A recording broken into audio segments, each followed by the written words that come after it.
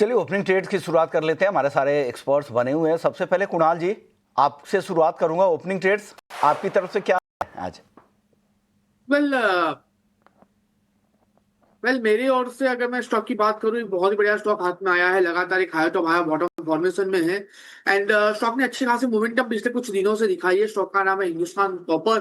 346 के around stock trade कर रहा है। लो लेवल पे 335 का हम यहाँ पे एक ऐसे मेंटेन करके चलेंगे। टारगेट की बात कर लेते हैं तो जिस हिसाब से स्टॉक में मोमेंटम है, जिस हिसाब से स्टॉक ने अपनी रिदम कंटिन्यू की है, ऊपरी लेवल पे हमें जो टारगेट यहाँ पे देखने को मिल सकता है वो 356 का है। 356 अगर ब्रेक होता है तो 372 का भी टारगेट हमें हिंदुस्तान कॉपर में देखने को मिल सकता है। तो 335 के एसएल के साथ हिंदुस्तान कॉपर यहाँ पे खरीदारी करके चलने की सलाह रहेगी। ओके, तो हिंदुस्तान कॉपर कॉपर हम देख भी रहे हैं, घरेलू बाजार में भी एलएमई पर भी लगातार नया रिकॉर्ड बनाता जा रहा है और उसका फायदा यहां पर हिंदुस्तान कॉपर को मिल भी रहा है। और जो टारगेट दे रहे हैं 356 से 372 का, 335 का स्टॉप लॉस लगाना है। प्रदीप जी, आपके ओपनिंग ट्रेड्स क्या हैं आज? एक्चुअली मैंने भी हिंदुस्तान कॉपर ही सिलेक्ट करके रखा था। फिर भी और एक ट्रेड है, मुझे लगता है कि वेदांता वेदांता भी 538.50 के आसपास चल रहा है एंड वेदांता पे भी बहुत टाइम से कंटिन्यूअसली एक हायर हाई रेंज मेंटेन हो रहा है। वीकली चार्ट में ब्रेकआउट है, डेली चार्ट में भी ब्रेकआउट है। हमें लगता है कि वेदांता को बाय करना चाहिए और वेदांता का करंट जोन से आप बाय करके जा सकते हो विथ स्टॉप लॉस ऑफ 525 के आसपास, 525 के आसपास आप एक स्टॉप लॉस मेंटेन कीजिए। यहाँ पे टारगेट होगा ऑलमोस्ट 548 एंड सेकंड टारगेट 555 तक जाने के लिए रेडी हो रहा है। 555 एंड अबव भी जा सकता है क्योंकि मल्टी ईयर ब्रेकआउट है।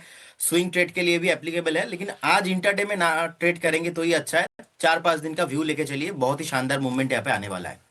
4 से 5 दिन का व्यू लेके चलिए, अगले हफ्ते तक के लिए ये व्यू दिया गया है। अभी जो टारगेट दे रहे हैं 548, 555 का, 525 का स्टॉप लॉस भी लगा लीजिए। तो ये नजरिया है वेदांता को लेकर। हमें दो एक्सपर्ट्स की तरफ से आ गया। अब हमारे फंडामेंटल एक्सपर्ट मयूरेश जी के पास भी चलते हैं। मयूरेश जी, आज अगर किसी को फंडामेंटल अगर इन्वेस्टमेंट के लिए अगर कुछ चुनना है तो आप क्या सलाह देंगे? कौन सा सेक्टर, कौन से स्टॉक्स आपकी रडार पर हैं? तो हमारे हिसाब से मार्केट्स विद इंडिया में विशाल मेगा मार्केट है। इस पे आप जरूर ध्यान रख सकते हैं। दो चीजें हो रही हैं। एक, जो कंज्यूमर डिस्क्रिशनरी डिमांड है, ये अच्छी खासी वापस आने की हम उम्मीद लगाए बैठे हैं। और जैसे इनका बिजनेस मॉडल है, एपेरल्स हुए, एफएमसीजी, नॉन एफएमसीजी, जो EBITDA मार्जिन्स का परफॉर्मेंस रहा है अब तक, और जो उम्मीद लगाए बैठे हैं ऑपरेटिंग लेवरेज की, जो एवरेज स्पेंड पर हेड हो सकता है, जो एवरेज रियलाइजेशंस पर स्क्वायर फीट हो सकती है, ये रिलेटिवली बेहतर रह सकती है अगले कुछ तिमाहियों तक। जैसे डिमांड डायनेमिक्स वापस आते हैं क्वाइट सिग्निफिकेंटली। जो स्टोर ओपनिंग्स ये कंपनी कर रही है स्पेसिफिकली टियर 3 टियर 4 टाउन्स में, जैसे हमें पता है, I think that should also add significant amount of operational dynamics. क्योंकि जैसे डिमांड वापस आएगा, जो स्टोर ओपनिंग्स की है इन्होंने पिछले कई महीनों में, उसका आई थिंक ब्रेक इवन थोड़ा रिलेटिवली फास्टर हो सकता है। तो जैसे हम रेटिंग, रैंकिंग, इंस्टीट्यूशन होल्डिंग, सारे पहलू देखते हैं मार्केट्स विद इंडिया में, विशाल मेगा मार्ट काफी अच्छा लग रहा है। तो विशाल मेगा मार्ट को लेकर ये एक कंजम्पशन वाली स्टोरी है जो जहां पर आप बुलिश यहाँ पर नजर आ रहे हैं। चलिए कुछ और स्टॉक्स की चर्चा कर लेते हैं जहां पर आज कुछ एक्शन दिख रहे हैं। डेरिवेटिव मार्केट से शुरुआत कर लेते हैं कि वहां पर किस तरह की चाल दिख रही है, वहां से किस तरह ट्रेड हो रहा है शुरुआती कारोबार में। आज बायोकॉन में गिरावट दिख रही है। एक अच्छा मोमेंटम बन रहा था लेकिन देखिए 400 के नीचे आ गया है। प्रदीप जी, आपकी रीडिंग क्या है बायोकॉन को लेकर? क्या राय देंगे? इस गिरावट पर 3.5% नीचे है। देखिए, ओवरऑल आज थोड़ा नेगेटिव मोमेंटम दिखा रहा है, लेकिन चार्ट ओवरऑल खराब नहीं है। हमें लगता है कि अगर किसी के पास पोजीशन है, आपको बने रहना चाहिए। मैं ट्रेडिंग पर्सपेक्टिव से नहीं बोल रहा हूँ, एज ए इन्वेस्टमेंट आपको बने रहना चाहिए। और कभी भी अगर 385 380 के आसपास आता है तो आपको डेफिनेटली बाई करना चाहिए। उस केस में आपका 355 के आसपास का एक स्टॉप लॉस मेंटेन करना चाहिए।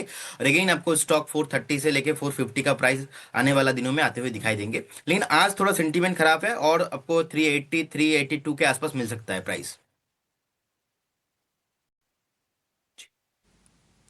ठीक है, 380 तक ये शेयर गिर सकता है बायोकॉन का।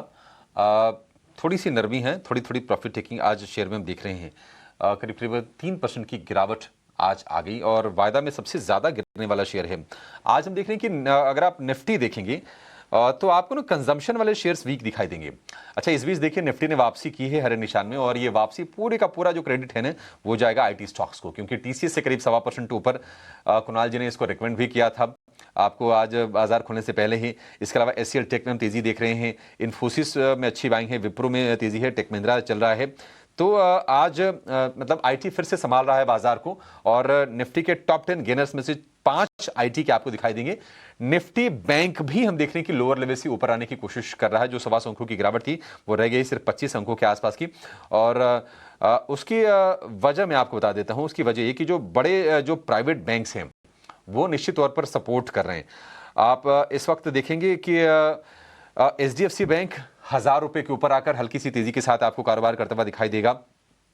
इसके अलावा स्ट्रेंथ धीरे धीरे बीओबी वगैरह भी संभलते हुए आज आपको दिखाई देंगे। एक्सिस बैंक भी हरे निशान में आ गया है। इसके चलते थोड़ी सी ये जो कमजोरी थी निफ्टी बैंक की वो कम होती हुई नजर आ रही है।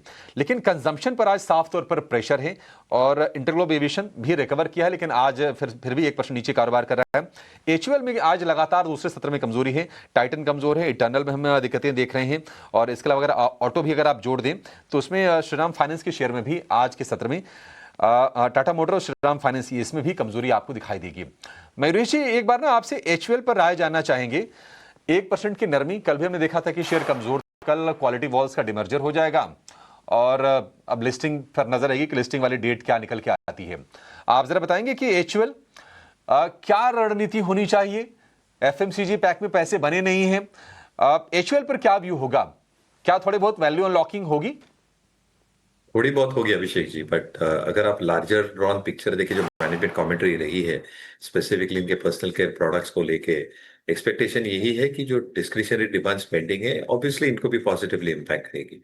अभी किस मात्रा में इम्पैक्ट करेगी, I think that is very difficult to say, but जैसे इनके प्राइस पॉइंट्स है और जो प्रीमियमाइजेशन स्टोरी है एचयूएल की, I think that is still expected to grow quite significantly. जहां पे इन्होंने अधिग्रहण किए हैं रिस्पेक्टिव प्रोडक्ट स्पेसिस में, यहाँ से भी कंट्रीब्यूशन आना चाहिए। तो मुझे लगता है आई थिंक वैल्यूएशंस के तौर पे आई थिंक फेयरली प्राइस्ड है विद इन दिस स्पेस। जैसे वापस हम रेटिंग रैंकिंग्स देखते हैं, Marico is something that we continue preferring. Large cap names में मुझे लगता है आई थिंक नेस्ले इंडिया का परफॉर्मेंस और जो रिजल्ट्स आए थे वो रिलेटिवली बेहतर थे। जो मैनेजमेंट कमेंट्री रही है नेस्ले इंडिया की वो भी रिलेटिवली बेहतर है अक्रॉस देयर प्रोडक्ट कैटेगरीज, और इनपुट कॉस्ट का एक जो फायदा होगा पूरे सेक्टर को वो शायद नेस्ले इंडिया के वॉल्यूम्स और ऑपरेटिंग लेवरेज में प्ले आउट हो सकता है। तो मुझे लगता है आई थिंक फेयरली प्राइस्ड है एचयूएल, हमें काफी पसंद आ रहा है मैरिको, और नेस्ले इंडिया के लार्ज कैप्स में मुझे लगता है नंबर रिलेटिवली बेहतर है। ठीक है, नेस्ले इंडिया पर जो कन्विक्शन है वो थोड़ा सा ज्यादा दिखाई दे रहा है। एक और शेयर पर जरा आपसे व्यू लेना चाहेंगे। यूपीएल पर प्रदीप जरा आप व्यू दीजिए। यूपीएल में आज मूव्स शुरुआती अच्छे हैं, 1.5% ऊपर ये शेयर है, 755 रुपए के आसपास के प्राइसेस। यूपीएल क्या यहां से चल जाएगा? एक पॉसिबिलिटीज है, चार्ट में कंटिन्यूअसली हायर हाई मेंटेन भी हो रहा है, और रिसेंटली लास्ट 15 मिनट का चार्ट में भी एक मोमेंटम भी आया है। मुझे लगता है कि यहाँ से ऑलमोस्ट 768 770 तक रैली कंटिन्यू हो सकता है। अगर किसी के पास पोजीशन है तो एग्जिस्टिंग अब बने रहिए with strictly stop loss of 742। चलिए, तो यूपीएल को लेकर तो ये राय है, लेकिन प्रदीप जी आपने कुछ ब्रेकआउट वाले स्टॉक्स भी आइडेंटिफाई किए हैं, वो शेयर कर सकते हैं क्या? जी, देखिए एक कंपनी में ब्रेकआउट आया, कैश का काउंटर है, कंपनी का नाम रहेगा यात्रा ऑनलाइन। यात्रा ऑनलाइन लिमिटेड अभी 185 186 के आसपास चल रहा है।